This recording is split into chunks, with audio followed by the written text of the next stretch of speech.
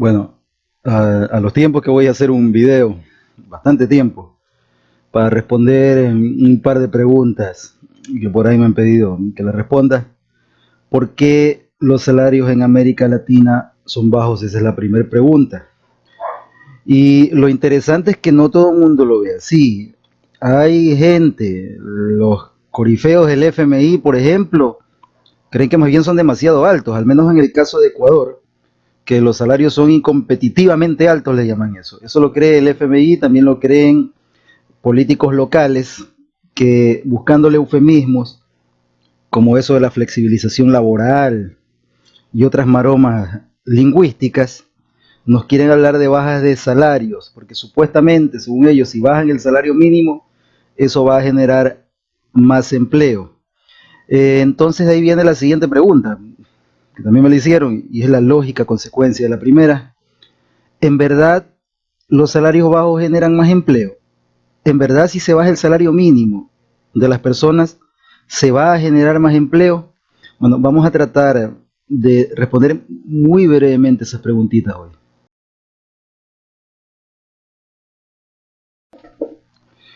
Bueno, primero, ¿por qué los salarios se diferencian entre un país y otro? Hay dos estructuras que los vuelven diferentes. La una es la estructura del mercado laboral. La otra es la estructura de consumo, la estructura del mercado de bienes. Para tratarlo con honestidad académicamente, vamos explorando primero estos dos puntos, estos dos mercados. La estructura laboral es distinta en los países periféricos como el nuestro, como el Ecuador y como lo es casi toda América Latina. Periferia es un país que se especializa en la exportación de materias primas. Esa estructura es distinta a la estructura de los centros o países centrales, que son los países industrializados, los que se dedican a la exportación de bienes manufacturados, automóviles, computadoras y otras cosas más. Eh, Cada trabajador de esas estructuras laborales tiene un poder negociador distinto que genera su salario. Por ejemplo, en los centros donde los salarios son más altos, los trabajadores en general son especializados. Si usted compara un trabajador de la Volkswagen alemana o un trabajador del Apple, ese es un trabajador que necesita cierto nivel de conocimientos, de especialización en la labor, que no se lo obtiene de un día al otro. Por lo tanto, él tiene un poder de negociación frente a su patrón. Si él se le va, es muy difícil para el patrón obtener un trabajador de la misma categoría. Va a perder mientras entrena a otro y alcanza la misma productividad. Si encima en el país se permiten sindicatos fuertes, entonces los salarios van a ser más altos todavía. Pero si es un país de sindicalización débil, como en el caso de los Estados Unidos, los salarios van a ser altos por la capacidad negociadora que le entrega al trabajador su oferta, es decir, su calificación, pero van a ser un poco más bajos que los salarios como en Alemania, donde la sindicalización es más fuerte y entonces el poder negociador político del trabajador es más débil. En América Latina, el poder negociador del trabajador de la periferia, del primario exportador, del trabajador agrícola, es bastante más débil porque este es muy fácilmente reemplazable. Si usted tiene un trabajador, qué sé yo, cosechando cacao, cosechando plátano, haciendo una labor sencilla de con un machete, un cuchillo, derribar el plátano de la mata, es fácilmente reemplazable ese trabajador si acaso usted lo despidiera o si acaso el trabajador muriese o algo le pasare. Por lo tanto, ese trabajador, al estar consciente de esa fragilidad que tiene, esa vulnerabilidad, no se atreve a pedir elevaciones de salarios altas, no se atreve a armar un sindicato, porque es fácilmente reemplazable. Por lo tanto, para empezar, el salario, verá, si bien está determinado por cuestiones económicas, también está determinado por cuestiones políticas, por la repartición del poder dentro de cada estructura laboral, cada estructura productiva. En los centros los trabajadores tienen más poder porque pueden sindicalizarse, porque pueden negociar, porque tienen algo que ofrecer. En las periferias los trabajadores tienen salarios más bajos, entre otras cosas, por supuesto, no es el único factor, pero tienen salarios más bajos porque su poder de oferta como mano de obra es bastante menor que en el caso de los centros desarrollados.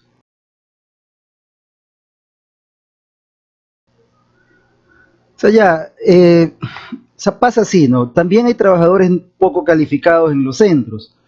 Hay el que hace la limpieza, hay el que recoge la basura, pero el hecho de que una buena parte de los trabajadores esté sindicalizada y tenga salarios fuertes, hace que el salario del resto tire hacia arriba y así hasta los que son poco calificados van a ganar sueldos altos. En las periferias es al revés. Como la mayor parte del trabajo es no calificado, entonces incluso los salarios de los trabajadores calificados no son tan altos como los de los centros, porque el resto tira hacia abajo. O sea, lo mayoritario termina imponiéndose sobre lo minoritario, termina jalándolo hacia arriba o hacia abajo, según sea el caso. Mire, en países como Noruega, por ejemplo, que siempre lo ponen de ejemplo, aquellos que dicen que hay que eliminar los salarios mínimos, incluso las actividades de baja calificación son bien pagadas. Y esto se debe a que, aunque efectivamente Noruega no tiene un salario mínimo establecido por el Estado, un salario mínimo general, tiene varios salarios mínimos establecidos por los sindicatos de trabajadores, precisamente para que sus salarios no caigan cuando llegue la migración, o sea, la mano de obra no calificada, que está dispuesta a venderse más barato. Así en Noruega, un conserje gana un salario que puede ser más alto que el de un docente en América Latina, porque la estructura laboral a él lo favorece, tanto así que incluso los trabajadores sindicalizados, una vez que negocian su contrato colectivo, el salario que ellos negocian lo imponen incluso sobre los trabajadores no sindicalizados. Es decir, es el poder de negociación el que genera esos salarios altos. Por lo tanto, es una ridiculez la que le dicen, la que le proponen a aquellos que bajando el salario mínimo, entonces va a haber más empleo y entonces los salarios van a empezar a subir poco a poco más allá del salario mínimo. No es así. En esta estructura, en la periférica, no. En los países centrales, en algunos, no en todos, en Noruega, si mal no recuerdo también en Dinamarca, se pueden dar el lujo de no tener un salario mínimo establecido por el Estado, pero el poder sindical de los trabajadores establece ellos mismos sus salarios mínimos por industria, es decir, va a haber en realidad varios salarios mínimos. Y es eso lo que los lleva a salarios altos, porque su poder negociador, dado que son trabajadores calificados, les permite ese tipo de negociación. Si en la periferia se baja el salario mínimo o se lo desaparece, la debilidad negociadora de los trabajadores hará que el salario llegue a niveles de esclavitud. Por lo tanto, los que les proponen eso están proponiendo una ridiculez. Y encima esa misma gente son las que luego quiere que los trabajadores no sindicalicen, están en contra de la sindicalización laboral. Por el otro lado, la estructura del mercado de bienes, la estructura de las compras, del consumo. Verá, en los centros desarrollados, el empleador, el empresario, tiene un interés sobre el salario del trabajador. A él le convienen salarios altos. El ejemplo clásico es el de Ford a inicios del siglo XX, subiendo los salarios de sus trabajadores, porque solo los trabajadores con salarios respetables pueden comprar automóviles, no los trabajadores con salarios paupérrimos. Entonces, por su propia conveniencia, Ford quería un Estados Unidos con salarios altos. Eso lo observa también usted ahorita en empresarios como Jeff Bezos, el supuesto hombre más rico del mundo, que también ha multiplicado varias veces los salarios de sus trabajadores. Entonces, esa es la actitud del empresario del primer mundo. En cambio, acá, en el tercer mundo, la estructura del mercado de bienes es la siguiente: o sea, se produce pero para exportar. O sea, el empleador produce, por ejemplo, banano, produce flores, produce camarón, y la mayor parte de este va a ser exportado. No es para sus trabajadores locales. Por lo tanto, él no tiene ni el más mínimo interés en el salario de sus trabajadores locales. Al contrario, a él le conviene que esos salarios bajen porque así él obtiene más ganancia. Los trabajadores, a él le da lo mismo si consuman o no su producto, porque los trabajadores solo se quedan a lo mucho con el rechazo de ese producto. Por lo tanto, esas estructuras laborales distintas generan distintos incentivos en el empresario, que es el que ofrece el salario, y esa es una de las razones por las cuales el salario es más bajo en las periferias como América Latina que en los centros industriales desarrollados como Noruega, por ponerle el ejemplo.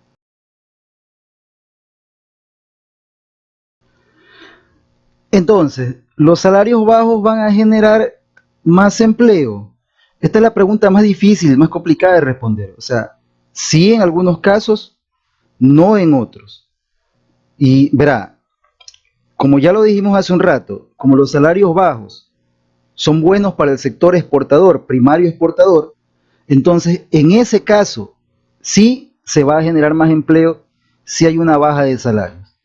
Pero en el caso del sector industrial o del sector, por ejemplo, el sector importador, el que abastece el mercado interno, qué sé yo, el que vende automóviles dentro del Ecuador, el que vende ropa, el que vende zapatos, incluso los negocios pequeños, la señora que vende la comida, el amigo suyo que le vende el Herbalife a usted, ellos necesitan que usted tenga salarios altos.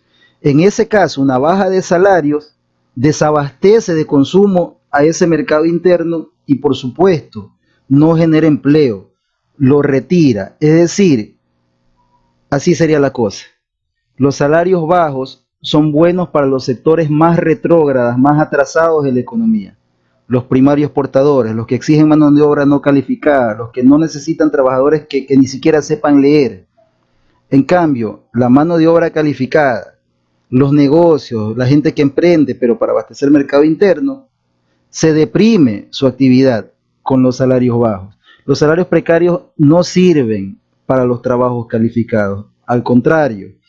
Entonces, usted decida, pues no, qué propuesta le parece o no mejor. A mí me parece que las estructuras de salarios altos acompañadas de planes estatales, el Estado tiene que intervenir sin ninguna duda, no produciendo, sino regulando, planes de industrialización son lo correcto para abastecer el mercado interno, para ampliarlo, para generar sociedades de consumo, donde la gente tenga propiedad, compre, consuma y genere empleo. Así, no solo abasteciendo al mundo desarrollado con exportación primaria. Esa es la forma de tener salarios altos. Entonces, ahí sí, ya llegando al nivel de Noruega, ahí sí podríamos decir, nos retiremos el salario mínimo porque ya tenemos el poder negociador suficiente para tener salarios altos, porque es al revés. O sea, no es que el salario mínimo, el no existir salario mínimo, generó salarios altos en Noruega, no es así. Los salarios altos en Noruega generaron que no haya la necesidad de tener un salario mínimo.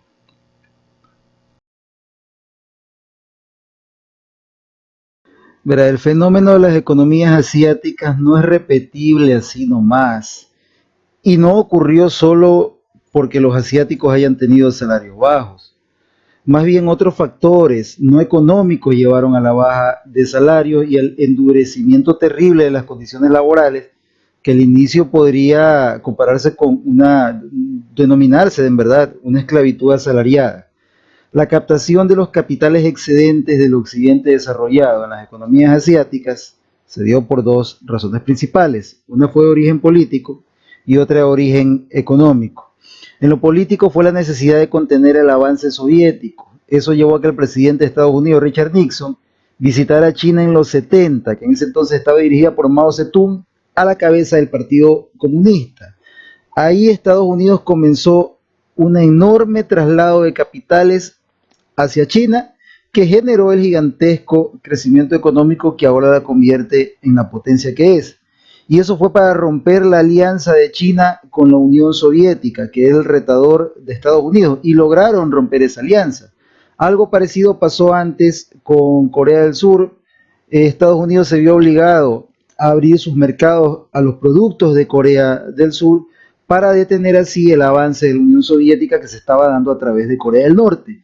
Eso jamás hizo, jamás lo ha hecho Estados Unidos con nosotros los latinoamericanos. Siempre ha sido proteccionista con nuestros productos, porque no le representamos la amenaza que sí le representaban los asiáticos tan cercanos geográficamente a la URSS. Eso lo hizo por cuestiones políticas más que económicas, también económicas, claro, pero sobre todo políticas, y tiene sus consecuencias para Estados Unidos, porque eso ha debilitado su hegemonía ahora que la URSS ya ha caído y ha empoderado a China.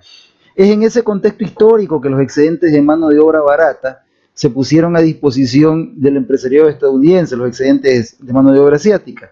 Y eso generó una inercia que ahora hace tan atractivos a los mercados asiáticos y que ya marcha sola. Por tanto, este fenómeno no surgió espontáneamente con las fuerzas del mercado, sino con además la negociación política. Si atendemos a las fuerzas del mercado, claro, hay que considerar que China y los asiáticos tienen otra enorme diferencia con nosotros. Y esa diferencia económico-estructural está en la dotación de factores. Recuerda, los factores de la producción son tierra, trabajo y capital. Los asiáticos son abundantes en trabajo, en mano de obra. Nosotros somos abundantes en tierra, en recursos primarios.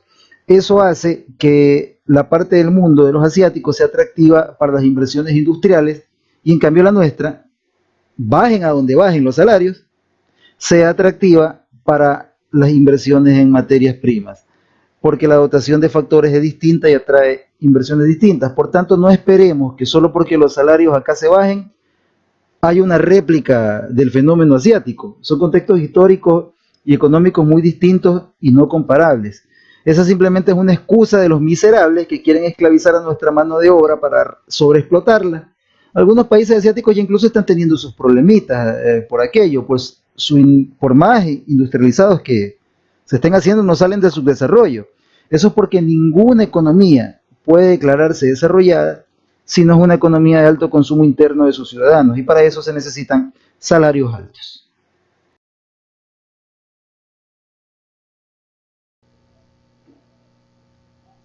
Ya, sí hay también un factor cultural que influye en esto.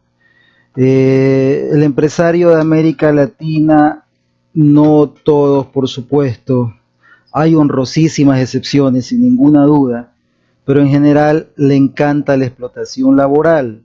Y esto es una cuestión cultural, viene de las costumbres que adquirió, porque él es descendiente del hacendatario de la colonia, del que vivía de la renta de la tierra, y él quiere vivir de algún tipo de renta. El empresario latinoamericano es poco creativo, no le gusta la innovación y no tiene ninguna intención de ampliar el mercado interno ni dirigirse al consumo de masas de su propio país, sino al del exterior por medio de lo que produce en la tierra que le tocó como herencia o en el bono en el cual invirtió en petróleo, en alguna mina, en alguna cuestión.